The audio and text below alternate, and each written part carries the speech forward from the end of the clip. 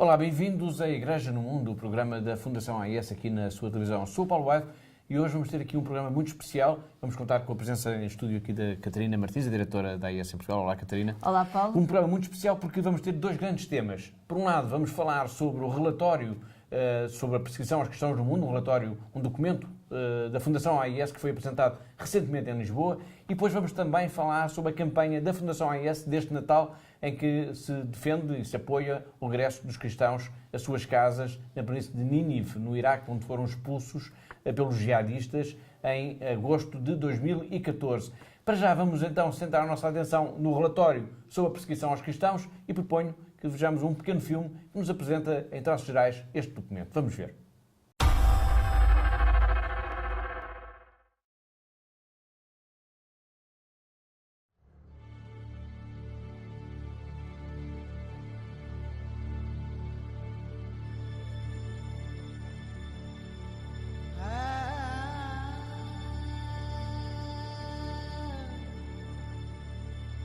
Elias was bound hand and foot to a cross.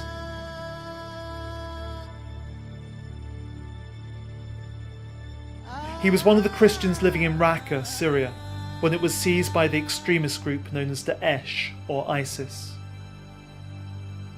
The extremists seized him after he could not pay the Islamic jizya tax that Daesh imposed on the city's Christians. He remained tied to the cross in solitary confinement for a month.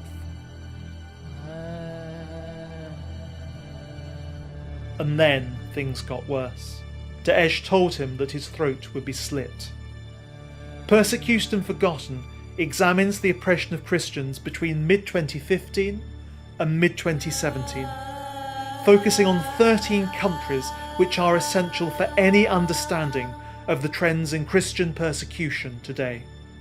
ACN's research revealed evidence of the most serious persecution against Christians in terms of violations of fundamental human rights, including violence, rape, unlawful detention, unfair trial, and prevention of religious assembly. In Iraq, Daesh's plan to erase all evidence of the Christian presence was made plain. They desecrated or removed crosses and other symbols on church buildings. They defaced icons. They burned down churches and Christian homes, and they subjected Christians to denigrating treatment. Such problems have also been seen in parts of Africa. For example, in Nigeria, where Boko Haram's war on Christians has seen 1.8 million people displaced, more than 200 churches and chapels damaged, and its murderous campaign has left 1,500 children as orphans. But the Middle East and Africa are not alone in suffering persecution, nor is the problem confined to radical Islamism. In India, the rise to power of the right-wing BJP has made radical groups feel that they are free to attack Christians and other non-Hindu groups. From January to May 2017, there were 316 attacks on Christians, almost as many as were recorded for the whole of 2016. In Pakistan, Christians living under the threat of the controversial blasphemy laws have been raped, murdered, and the target of extremist bombings. In totalitarian regimes China and North Korea, intolerance has risen as Christianity is perceived as a foreign influence that could undermine communism. The pulling down of crosses from churches in China is just the tip of the iceberg, and churches are experiencing a renewed crackdown on church leaders considered dissidents by the regime. But there are signs of hope. In many of these countries, Aid to the Church in Need has only been able to gain access to such sensitive information as it is already working alongside local churches, providing essential help and assistance. In Iraq, ACN is helping churches to rebuild Christian settlements that have been destroyed. It is helping Christians resume their lives in Iraq. As ACN's founder, Father Werenfrid, said, "We are helping to dry the tears of the abandoned Jesus on the crosses of this century."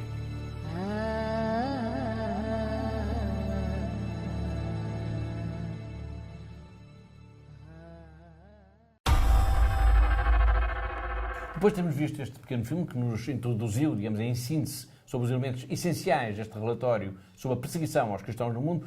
Vamos, Catarina, referir os dados principais deste documento, que, recordo, aborda o período entre agosto de 2015 e julho de 2017. Quais são, em traços gerais, as linhas principais deste relatório? Bom, Paulo, a primeira conclusão que podemos tirar ao ler este relatório, intitulado Perseguidos e Esquecidos, é de facto que a situação nos 13 países analisados, observados, foi de facto que a situação dos cristãos deteriorou-se nestes países.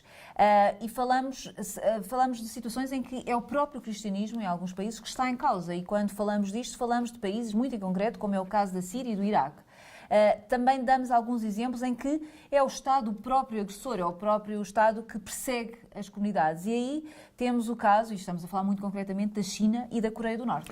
Muito bem, a apresentação deste relatório decorreu em Lisboa, no auditório da Rádio Renascença, e contou com a presença do Bispo Auxiliar de Lisboa, Dom Nuno Brás, que, Catarina, fez um grande elogio ao trabalho da Fundação AIS. Sim, de facto fez um elogio no sentido de que é um apoio que a AIS tem dado, é um apoio constante e sempre muito, muito concreto, tanto a nível espiritual, mas também material, porque é necessário as duas vertentes. E de facto o Dom Nuno foi muito... Sublinhou muito esta ação tão concreta da AIS a estes dois níveis que são fundamentais. Depois, ele também falou que nós não podemos ter vergonha de ser cristãos e temos que o afirmar publicamente que somos cristãos, onde quer que nós estejamos, e que estes cristãos que estão nestas situações, nestes países que mostramos, que eles não perderam esta coragem de afirmar publicamente que são cristãos. E, portanto, nós também temos esta missão, um desafio, se é que assim podemos dizer, um desafio lançado pelo Dom Nuno nesta altura do lançamento. Depois, o Dom Nuno também destaca outra situação muito importante neste relatório, que diz que é de facto um trabalho muito rigoroso, muito constante, que a AIS vai fazendo ao longo dos tempos, portanto, este contacto direto com os nossos parceiros no terreno, que nos vão dando estes dados tão rigorosos e tão precisos sobre exatamente aquilo que está a passar. E, portanto, ele diz que fala, de facto, deste trabalho que é muito rigoroso, que fala de rostos concretos, portanto, que fala de pessoas em concreto, não falamos no abstrato, mas falamos no concreto do que é que se está a passar. E isso também, ele afrisou que também é muito importante este trabalho da AIS.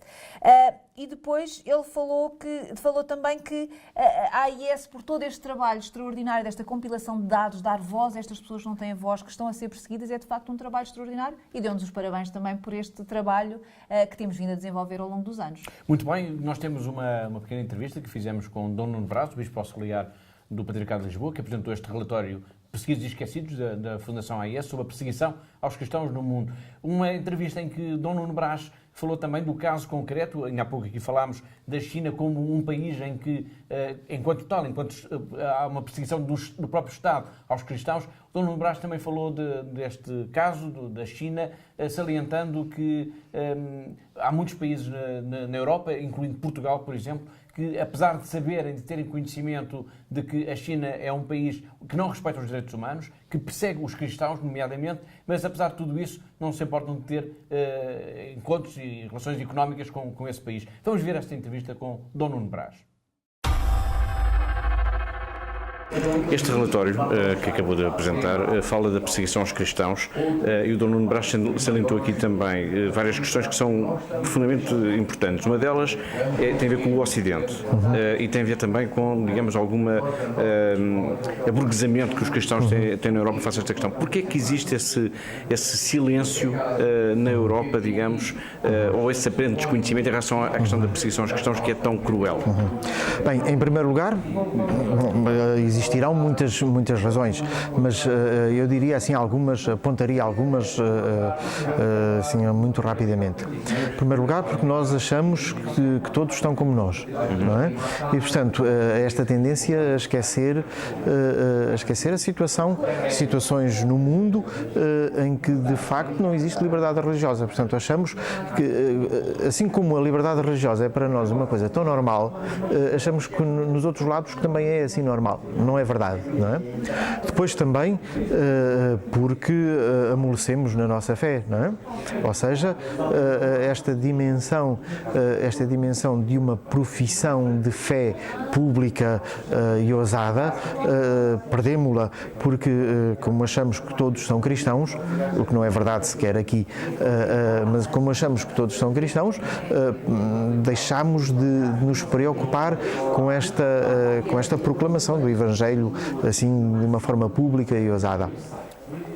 Depois, porque no Ocidente achamos que o fator religioso, que esta realidade do religioso, que é uma coisa secundária.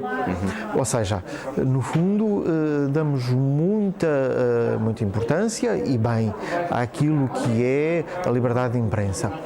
Damos muita importância àquilo que é a liberdade de opinião, a liberdade de pensamento e outras tantas liberdades. Mas esquecemos que a liberdade religiosa é um dos pilares de todas essas liberdades e de todos esses direitos. Muitas vezes e muitas pessoas olham para a religião como um dado secundaríssimo, como um dado que, se desaparecesse, não se perderia nada.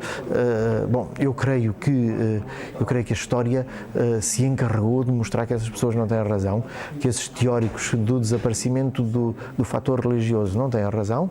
O religioso está aí muito mais presente do que aquilo que estava, quase diria, há 40, 50 anos, mesmo que não o cristão, não é? Mas, portanto, o fator religioso é uma realidade importante e é algo que nós não podemos esquecer. Mas, de facto, existem muitos que olham para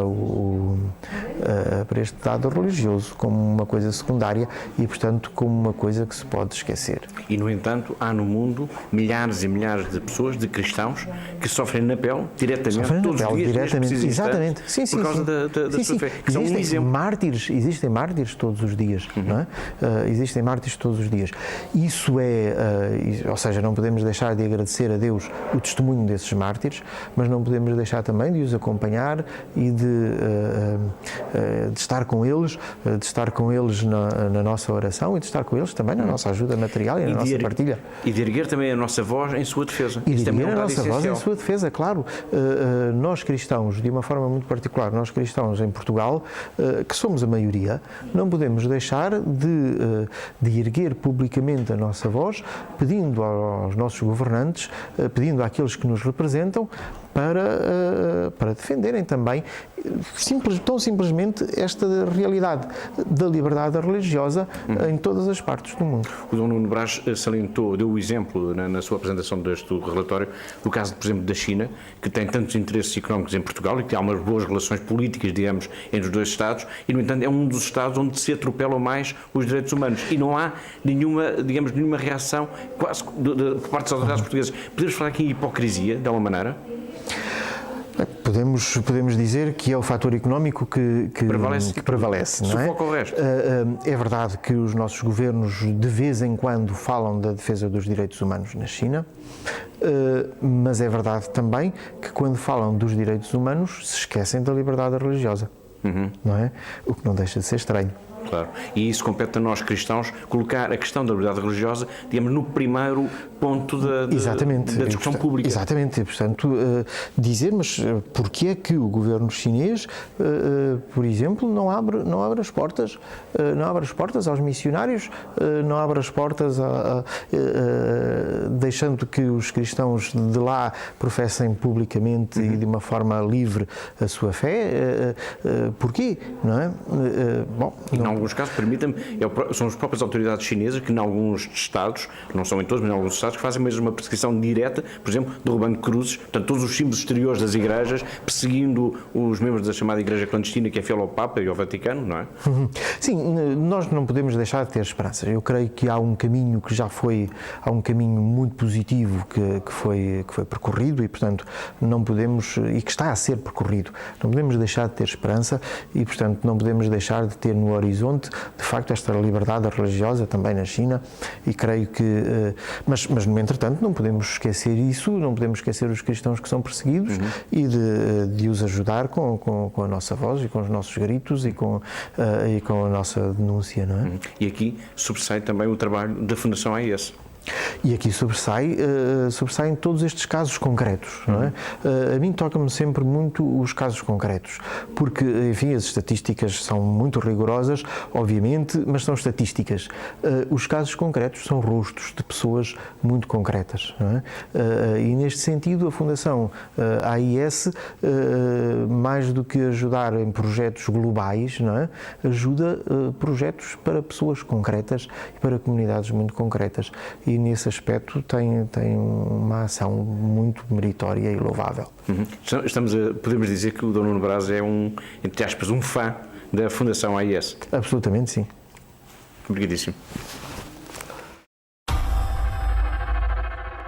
Foi Dom Nuno Braz a revelar-se um verdadeiro fã da Fundação AIS, apoiando o trabalho desenvolvido por esta instituição, por esta Fundação Pontifícia em apoio aos cristãos perseguidos no mundo. E por falar dos cristãos perseguidos no mundo, vamos então ao segundo grande tema do nosso programa de hoje, referindo-nos à questão da perseguição aos cristãos na planície de Nínive, no Iraque, cristãos que foram expulsos de suas casas no verão de 2014. Como costuma dizer Sofia, a poetisa, ouvimos e lemos, não podemos ignorar. Vamos ver este filme que nos fala precisamente disso, da perseguição aos cristãos da planície de Nínive, no Iraque.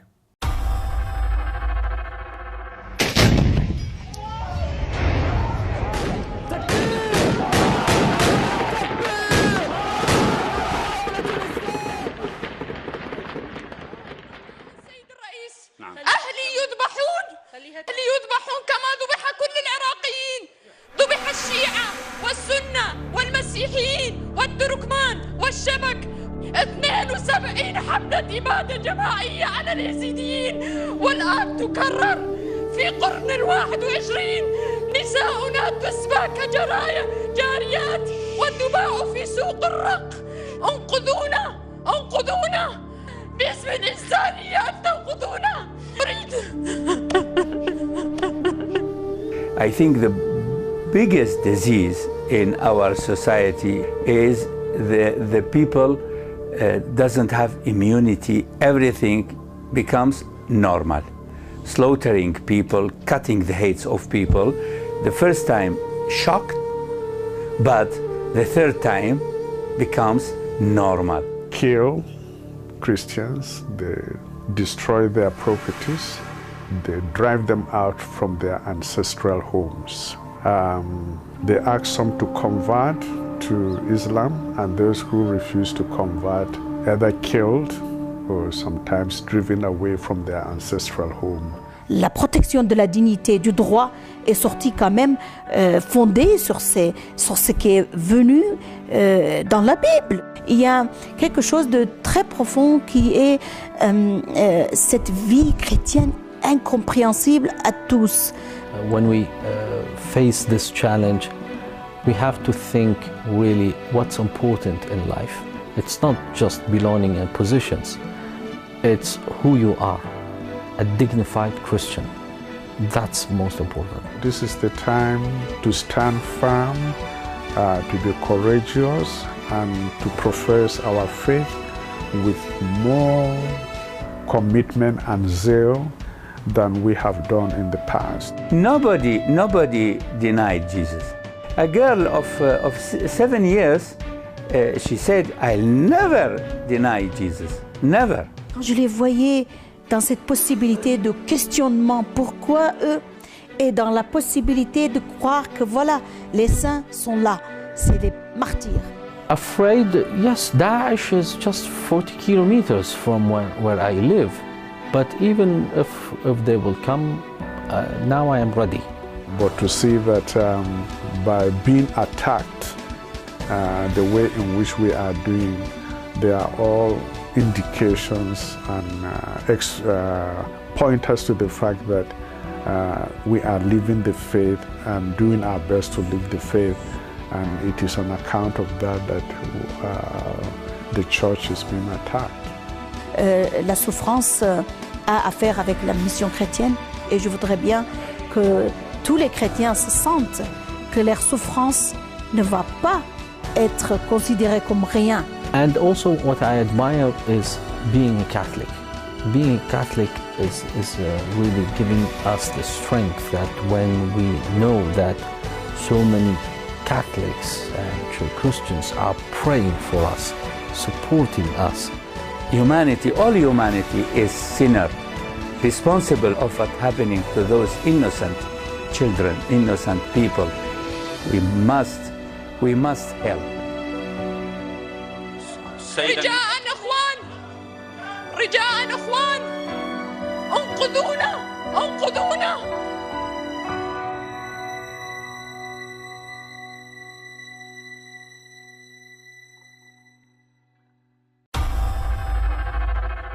Vamos ver um pequeno filme que nos fala da perseguição aos cristãos, da agressão que as comunidades cristãs foram vítimas no Iraque, nomeadamente na planície de Nínive. Atenção que tudo isto que vimos no filme não é ficção. Tudo isto, infelizmente, é pura realidade.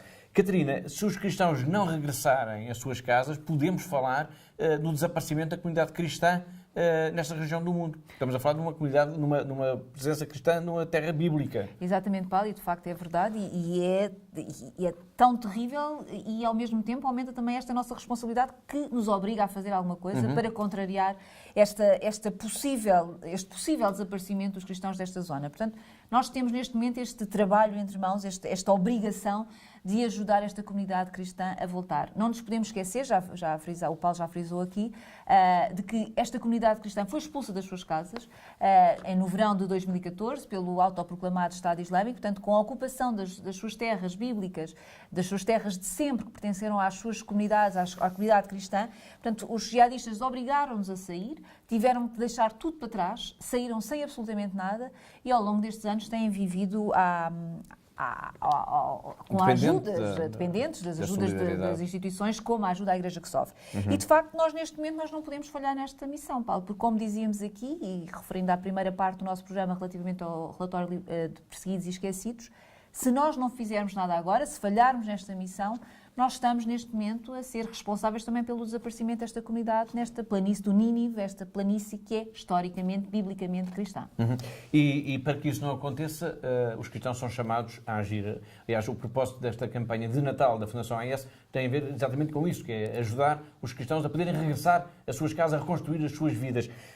E isso implica também um desafio para nós, para os portugueses. Sem dúvida, Paulo, porque nós somos todos responsáveis para que isto não volte a acontecer, para que este esquecimento que esta comunidade tem sido votada desde 2014, portanto, o mundo ignorou o que se aconteceu no verão de 2014 no Iraque e hoje temos esta oportunidade única também de não voltarmos a esquecer esta comunidade cristã. E por isso, como nós já dissemos aqui, são 120 mil pessoas que querem regressar às suas casas, mas para regressar precisam das condições básicas. Não nos podemos esquecer que estes 3 anos foram 3 anos de total destruição de tudo o que existia nesta planície do Nínive e, portanto, é necessário recuperar casas, é necessário também recuperar as infraestruturas e estamos a falar de infraestruturas, algumas delas geridas pela própria Igreja, estou a falar concretamente de hospitais, de centros de saúde, centros comunitários, escolas.